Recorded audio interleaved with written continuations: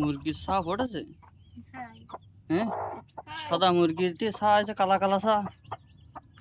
ওকে বাপ কালা তাইতে ছাও কালা হয়েছে। এই যে তোরে দেখলাম না, সাদা মুরগির ডিমই একটা সাদা সাদা একটা বার হইল আর সেটা মরে গেল। জমের বাতি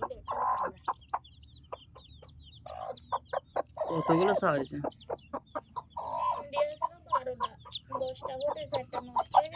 তবে এই মুরগির একটা ঘটনা আছে। এই যে ছা কাটা হয়েছে এ কিন্তু আমরা কেউ জানতাম না। মুরগি তো আমরা মাঝে দেখতাম না, একটু সমস্যার পরতে ওই সময় মুরগি ইসের ভিতরে জঙ্গলের মধ্যে ডিম পাড়াইলো, 12টা ডিম পাড়াই তাই দিয়ে বসে রয়েছে।